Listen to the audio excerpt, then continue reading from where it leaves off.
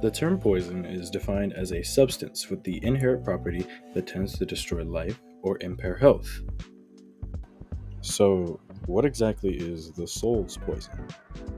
Well, putting it bluntly, I believe this poison is when you take suppressing your emotions too far.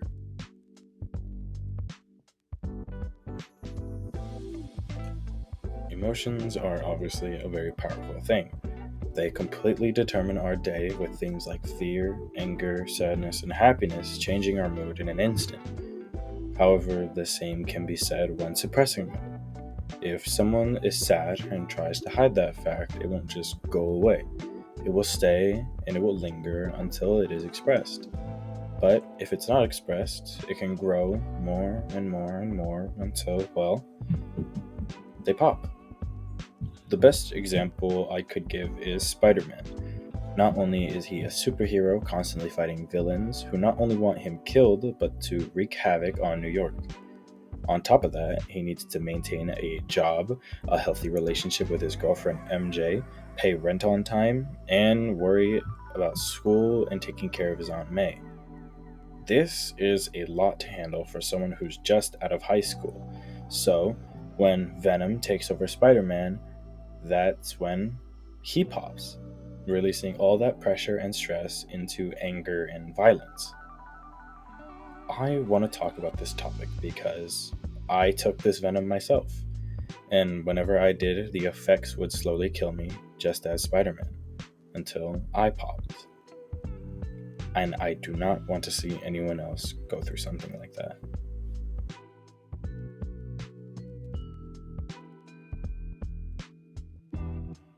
In an article published back in 2019, written by Alfred Archer and Georgina Mills, it discusses how victims of oppression are often encouraged to let go of their anger to improve their chances of ending their oppression. They state, victims of oppression are often asked to let go of the anger they experience in response to their oppression in order to improve their chances of bringing about an end to that oppression. This scenario highlights the potential benefit of emotional regulation. However, later in the article, they note someone might use alcohol, other recreational drugs, or food to try to stop themselves from feeling a particular emotion. This is obviously a very dangerous habit that can lead to numerous health problems later in life. With alcohol being a depressant as well, it can lead to anger outbursts. On the other hand, an easier and healthier method to manage emotion is through physical activity. Archer and Mills suggest, alternatively, one might play sports or engage in some other form of physical activity to change how one is feeling. Additionally, with an article published back in 2022, written by Claudia M. Isgel, it explores the dangers of suppressing emotion. There are many reasons why people suppress emotion.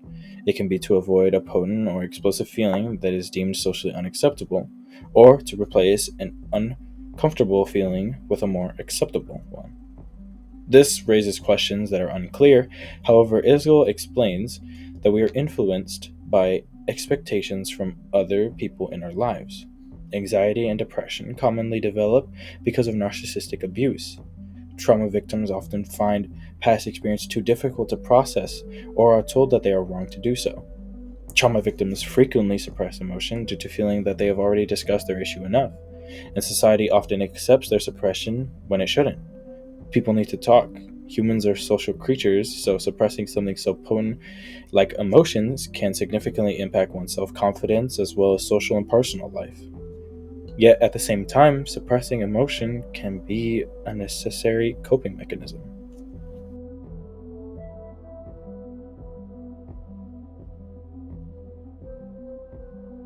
For both rounds of my action research overview, I did personal one-on-one interviews with 4 people, one of which will not be shown in this video due to his request. However, the other ones I will introduce to you now. My name is Cecilia Rodriguez. Rod Brada. Charles Washington. My reasoning behind having personal interviews as opposed to a survey is because I wanted to represent this topic with more personal connections and personal stories as opposed to numbers, quality over quantity. For all 3 interviews, I asked them all the same question. 1.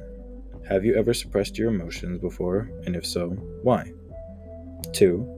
What was the reason and logic behind your thinking process of not sharing your emotions? 3. How did you suppress your emotions affect the situation? 4. How did suppressing your emotions affect you? And the last question, do you think your emotions are a weakness or hindrance? I would like to thank all the participants who helped me with this interview. They gave me extreme detailed answers and a lot of footage to work with, so I really had my work cut out for me. But now let's hear what they actually have to say. I think we all, well, anyway, I do suppress my emotions. I actually started suppressing emotions for a young age. To going back, I was in a boarding school. I was left in a boarding school when I was about 8 years old. My mother left El Salvador and moved to this country and was left in a boarding school. And you have all kinds of issues dealing with kids, with all kinds of different things that you would tend, and my tendency was to keep quiet. Yes, I have. And why? It's because sometimes you gotta rethink before you show your emotions to others. I think it serves as a protection when you do that. Yes. One, growing up in a family of, well, clearly African American, but my father is from the Caribbean and my mother's from the United States. But growing up in a family where really discussing thoughts, feelings, and emotions was not really part of the culture. And so I grew up learning how to suppress how I felt because I didn't have that kind of place to discuss what I was feeling when I was younger. Trying to suppress your emotions sometimes makes you think about the whole scenario before you can react to it. Because if I kept quiet, people wouldn't have a chance to pick on me. So I learned to be quiet and suppress their emotions, suppress them all the time. And I see other people having a good time and I wasn't having a good time. And I pretended that I was having a good time. So I did suppress my emotions, and it's something that's carried through a lot of my life. So then, as I grew up, I started experiencing anxiety. Started experiencing anxiety around like 12. But it got really bad when I went away to college. So experiencing anxiety, panic attacks, didn't really know what was going on. First panic attack, I thought I was dying. Dealt with a lot of depression, and it was all really stemming from not having a place or knowing how to vocalize my feelings, thoughts, and emotions, and kind of get out what was going on with me. So yeah, I grew up with that. I think with maturity, you learn that it's better if you suppress that emotion for a minute, and then you can set up your boundaries, and then you can express how you feel in a calm way. There is a music song that it says it's better to have loved and lost, not to have loved at all.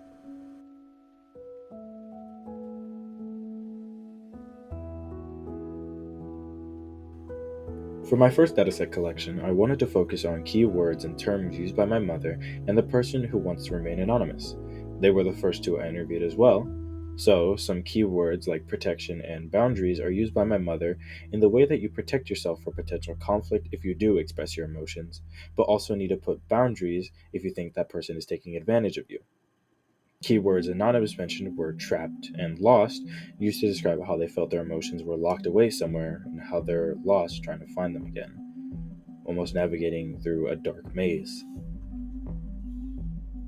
As for my second data set, I wanted to put more of an emphasis on the side effects that may occur when suppressing emotion. For the second round, I interviewed my uncle and my therapist at the time. For my therapist, he mentioned he had experienced depression and anxiety as a byproduct of not being able to express proper emotion. This heavily hit him when he was going throughout college. As for my uncle, he experiences a sense of numbness and disconnection from his fellow peers due to him being abandoned at the age of 8 and himself keeping quiet, pretending to have fun when he truly wasn't.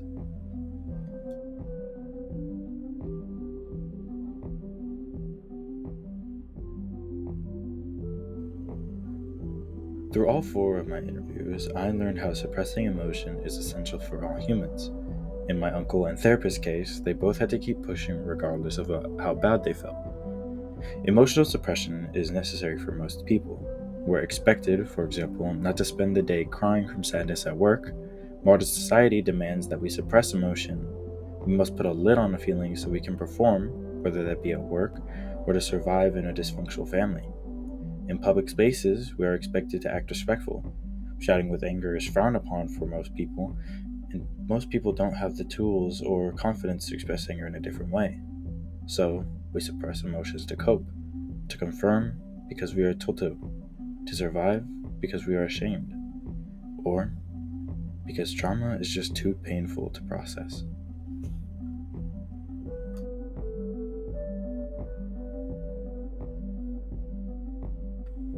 So while yes, suppressing emotion is necessary, but suppressing too much will inevitably lead to depression, anxiety, a sense of numbness, feeling lost or trapped, feeling a disconnection from those around you. But so what?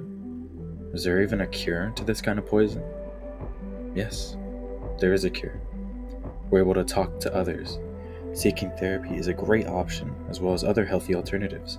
Expressing strong emotions like anger work well with exercise and rage rooms. Yes, suppressing emotions is okay, but too much is not. So, please, if there's only one thing you take away from this, let it be this. It's okay to feel the way you are, and it's okay to express them in your own healthy way. But there will always be someone who wants to help, someone who wants to reach out, whether that be a family member or professional. So don't feel bad for looking for help.